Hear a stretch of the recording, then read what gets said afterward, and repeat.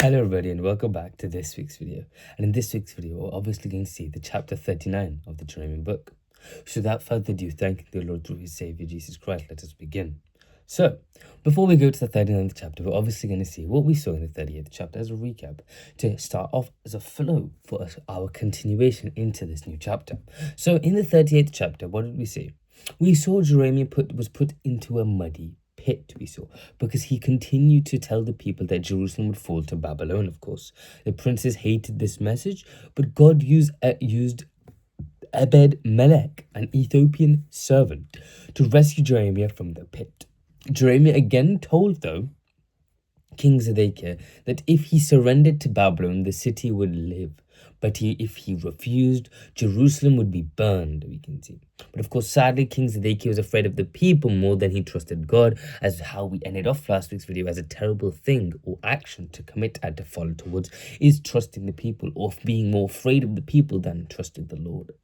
So, when we look at the 39th chapter, we can see everything in what Jeremiah had said had finally happened. The warnings he said had finally happened. The army of Babylon, led by Nebuchadnezzar, we can see, breaks through the walls of Jerusalem. After a long siege, we can see the city falls. The Babylonian officials sit in the middle gate, showing they now have control of Jerusalem during the siege that has taken place. And when King Zedekiah sees this, he tries to escape at night with his soldiers, we can see. They flee towards the Jordan Valley, but the Babylonian army chases them and captures Zedekiah near Jericho, we can see. Captures them near Jericho. He is then taken to Nebuchadnezzar at Riblah, we can see. There we can see a terrible judgment takes place. We can see when he is taken to Nebuchadnezzar, as Zedekiah is forced to watch his own son being killed. The nobles of Judah are also killed as well.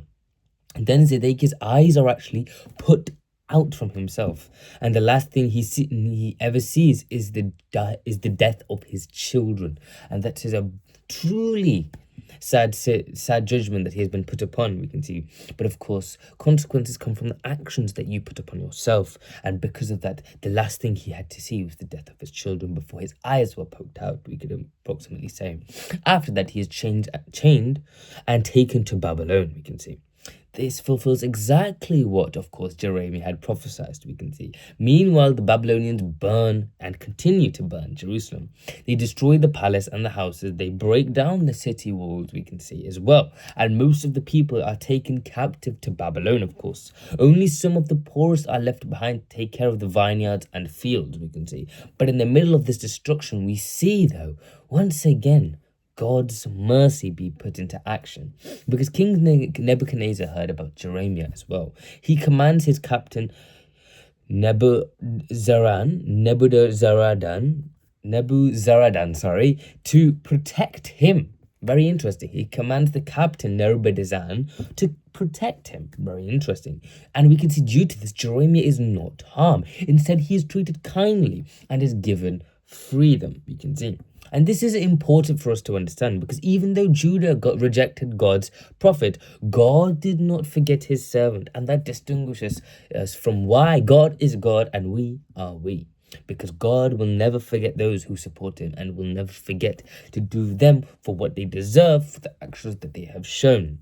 So, and then we can see Jeremiah is given a choice to go to Babylon and be treated well or remain in Judah, we can see. He stays with the small group of people left in the land of Gedaliah, under Gedaliah's care, we can see. Also, God remembers Ebed-Melech, the man who rescued Jeremiah in chapter 38, we can see. And through Jeremiah, we can see God promises Ebed-Melech that he will not die in the coming destruction, we can see. So such good actions correspond to goodness for yourself, we can see. As doing good for others leads to doing good for you. Being others' light leads for you to be given your own light of praise for the actions you have done. And that is what had came to Ebed-Melech for his actions towards Jeremiah of saving him, we can see. So because he trusted in the Lord, his life would be spared. And this shows that even in national judgment, we can see God sees individual faith to be much more regardful compared to this judgment that he puts in place, because it's those who stay strong that God truly wishes to support.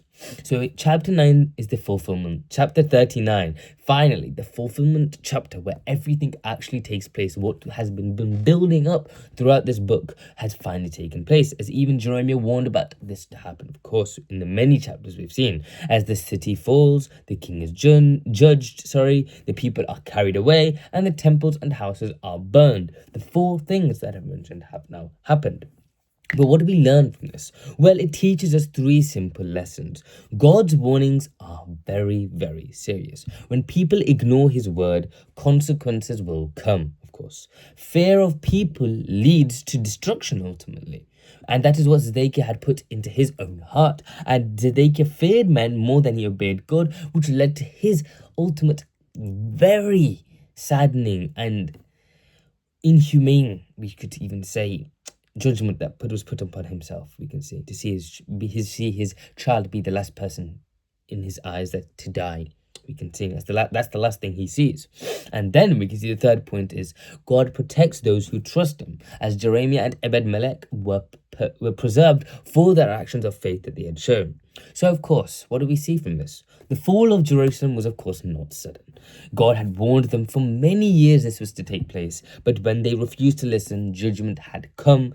And chapter 39 shows us that God is faithful in judgment, faithful in mercy, and it depends on you to decide where you want to be put in place for this faithful judgment and mercy. Is it to be preserved, or is it to be part of the consequence for the actions you've committed? Because God is here to help. God is here to help you and make you grow.